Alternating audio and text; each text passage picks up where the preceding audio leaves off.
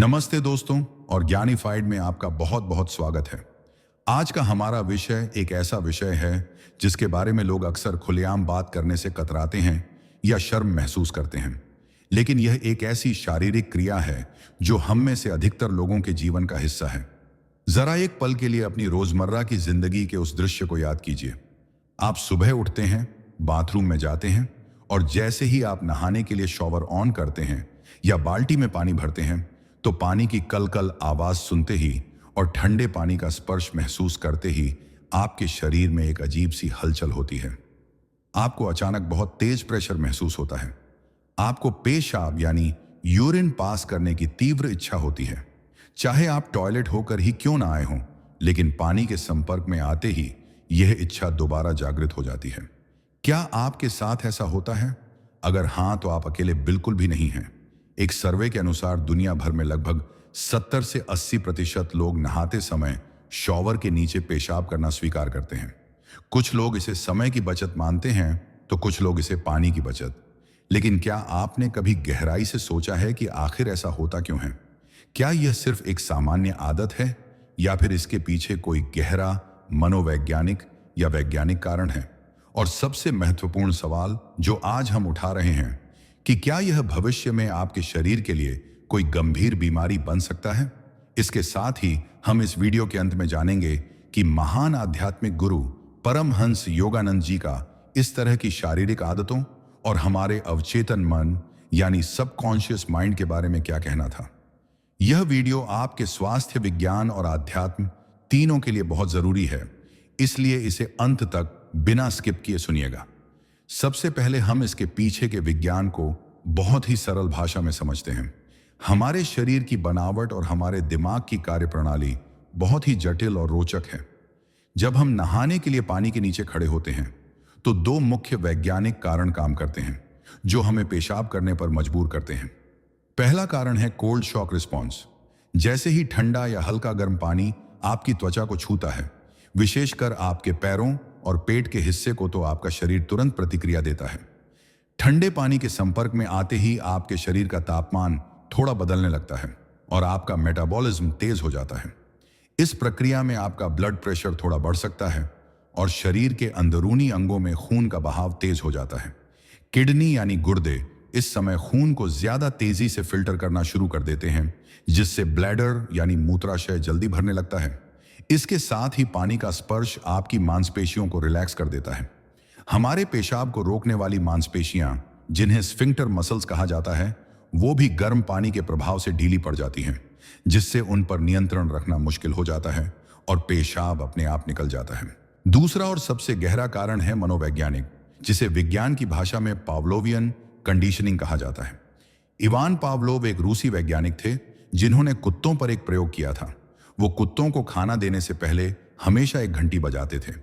कुछ दिनों बाद उन्होंने देखा कि जैसे ही घंटी बजती थी, कुत्तों के मुंह में लार आ जाती थी, भले ही खाना वहां ना हो। उनके दिमाग ने घंटी की आवाज को खाने के साथ जोड़ लिया था। ठीक ऐसा ही हमारे और आपके साथ हुआ है।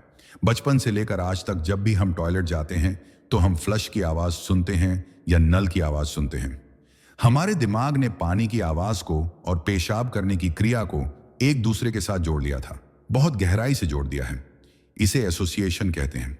इसीलिए आज जब आप बड़े हो गए हैं, तब भी जैसे ही आप शॉवर की आवाज सुनते हैं तो आपका दिमाग आपके ब्लैडर को सिग्नल भेजता है कि यह रिलीज करने का सही समय है। यह एक सबकॉन्शियस ट्रिगर है जिस पर आपका बस नहीं चलता। अब बात करते हैं मेडिकल साइंस की और उस डर की जो कई लोगों के मन में है। क्या शॉवर में पेशाब करना हमारी सेहत के लिए खतरनाक है? क्या यह कोई बीमारी है? समाज में अक्सर यह बहस होती है कि यह हाइजीन यानी साफ सफाई के लिहाज से गंदा है। लेकिन अगर हम यूरिन के केमिकल कंपोजिशन को देखें तो एक स्वस्थ व्यक्ति के पेशाब में 95% पानी होता है और बाकी 5% में यूरिया, क्रिएटिनिन और कुछ साल्ट्स होते हैं। अगर आपको कोई इन्फेक्शन नहीं है तो आपका यूरिन लगभग स्टराइल होता है। तो अगर आप नहाते समय पेशाब करते हैं और पानी बह रहा है तो इससे पैरों में इन्फेक्शन होने का खतरा बहुत कम होता है, क्योंकि वह तुरंत बह जाता है। लेकिन अगर आपके पैरों पर कोई कट लगा है या घाव है तो आपको सावधान रहने की जरूरत है, क्योंकि तब बैक्टीरिया प्रवेश कर सकते हैं। लेकिन रुकिए, असली खतरा इन्फेक्शन नहीं है। असली खतरा कुछ और है जिसके बारे में डॉक्टर और यूरोलॉजिस्ट चेतावनी देते हैं। यह चेतावनी विशेष रूप से महिलाओं के लिए ज्यादा महत्वपूर्ण है क्योंकि उनकी शारीरिक बनावट पुरुषों से अलग होती है। डॉक्टर एलिसिया जेफरी थॉमस, जो एक पेल्विक फ्लोर फिजिकल थेरेपिस्ट हैं, उन्होंने सोशल मीडिया पर इस बात को बहुत विस्तार से समझाया है। उनका कहना है कि अगर आप हर रोज नहाते समय पेशाब करने की आदत बना लेते हैं तो आप अपने दिमाग को एक गलत ट्रेनिंग दे रहे हैं। हमारा ब्लैडर सिर्फ एक थैली नहीं है, यह हमारे दिमाग से नसों के द्वारा जुड़ा हुआ है। अगर आप हर रोज शॉवर की आवाज सुनते ही पेशाब करेंगे तो आपका दिमाग यह पक्का कर लेगा कि पानी की आवाज का मतलब है टॉयलेट जाना। इसका परिणाम यह होगा कि भविष्य में जब आप शॉवर में नहीं होंगे बल्कि कहीं और होंगे, जैसे मान लीजिए आप किचन में बर्तन धो रहे हैं या आप हाथ धो रहे हैं या बाहर तेज बारिश हो रही है, जैसे ही आपको पानी की आवाज सुनाई देगी आपके ब्लैडर को लगेगा कि उसे खाली होना है। आपको अचानक बहुत तेज प्रेशर महसूस होगा जिसे कंट्रोल करना मुश्किल हो जाएगा। इसे मेडिकल भाषा में अर्ज इनकंटीनेंस कहा जाता है। यह एक ऐसी स्थिति है जहां व्यक्ति का अपनी पेशाब पर नियंत्रण कम हो जाता है। उम्र बढ़ने के साथ यह समस्या और गंभीर हो सकती है।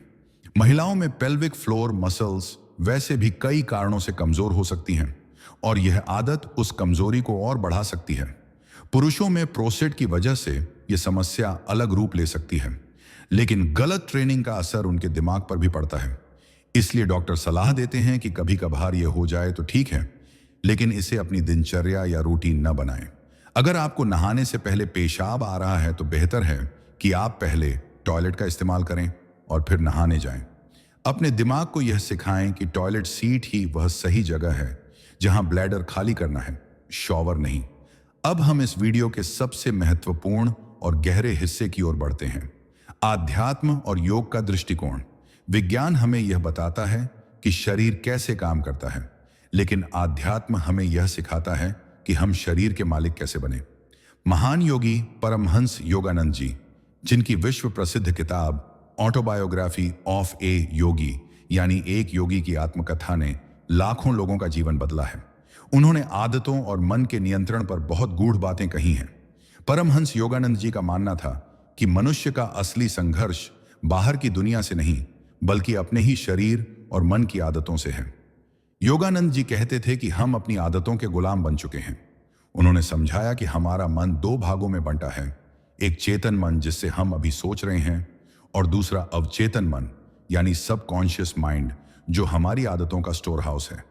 जब हम कोई काम बार बार करते हैं तो हमारे दिमाग में उसके रास्ते बन जाते हैं जिन्हें संस्कार कहा जाता है। नहाते वक्त पेशाब आने की यह जो इच्छा है, यह भी एक संस्कार या एक गहरी आदत बन चुकी है। योगानंद जी के अनुसार एक योगी वह नहीं है जो जंगल में रहता है, बल्कि योगी वह है जिसका अपने शरीर की हर छोटी से छोटी प्रतिक्रिया पर पूरा नियंत्रण हो। अगर पानी की आवाज सुनकर आपका शरीर अपने आप प्रतिक्रिया दे रहा है और आप उसे रोक नहीं पा रहे हैं, तो इसका मतलब है कि आप अपनी इंद्रियों के स्वामी नहीं हैं। उन्होंने अपनी शिक्षाओं में बताया है कि शरीर को नियंत्रित करने के लिए हमें अपनी प्राण ऊर्जा यानी लाइफ फोर्स को नियंत्रित करना सीखना होगा। जब हमें कोई ऐसी शारीरिक इच्छा होती है जो हमारी आदतों से जुड़ी है, तो हमें तुरंत उस पर प्रतिक्रिया देने के बजाय एक पल रुकना चाहिए। इसे साक्षी भाव कहते हैं। अगली बार जब आप नहाने जाएं और आपको वह संवेदन महसूस हो तो तुरंत हार न मानें। एक गहरा सांस लें और अपने दिमाग को संदेश दें कि अभी नहीं। यह छोटा सा अभ्यास आपकी विल पावर यानी इच्छा शक्ति को इतना मजबूत कर देगा कि आप जीवन के बड़े फैसलों में भी अपनी भावनाओं और आदतों पर काबू पा सकेंगे। परमहंस योगानंद जी ने यह भी कहा था कि वातावरण का हमारे मन पर गहरा असर पड़ता है।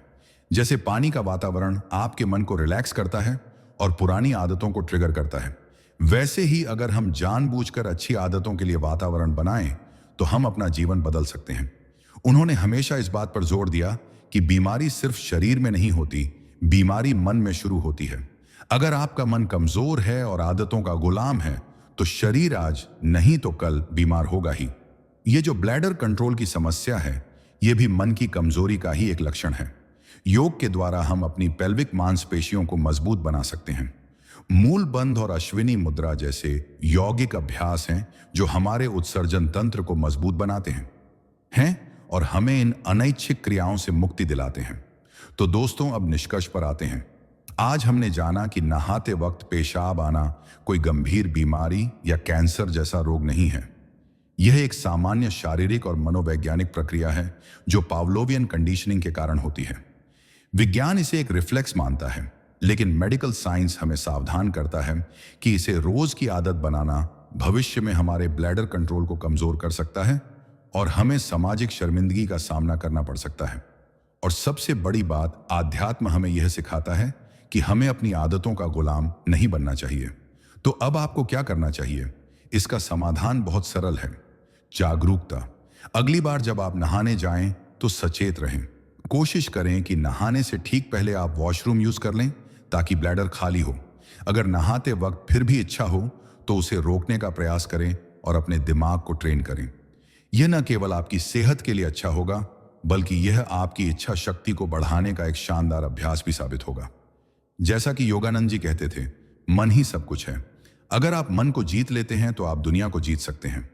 अपनी छोटी छोटी आदतों को बदलकर ही हम एक महान व्यक्तित्व का निर्माण कर सकते हैं। मैं आशा करता हूं कि आपको आज का यह वीडियो और यह जानकारी पसंद आई होगी। यह विषय थोड़ा हटके था, लेकिन आपकी सेहत और जागरूकता के लिए बहुत जरूरी था। अगर आपको यह वीडियो ज्ञानवर्धक लगा हो तो इसे लाइक जरूर करें और अपने उन दोस्तों के साथ शेयर करें जो घंटों बाथरूम में बिताते हैं। शायद उन्हें इस जानकारी की जरूरत हो। आप अगला वीडियो किस टॉपिक पर देखना चाहते हैं, हमें कमेंट करके जरूर बताएं। हम हर कमेंट को ध्यान से पढ़ते हैं। ऐसे ही विज्ञान, आध्यात्म और रहस्यों से भरे वीडियो देखने के लिए हमारे चैनल ज्ञानीफाइड को सब्सक्राइब करना न भूलें और बेल आइकन जरूर दबाएं ताकि हमारी नई वीडियो का नोटिफिकेशन सबसे पहले आप तक पहुंचे। तब तक के लिए अपना ख्याल रखें, स्वस्थ रहें और हमेशा कुछ नया सीखते रहें। जय हिंद, जय भारत।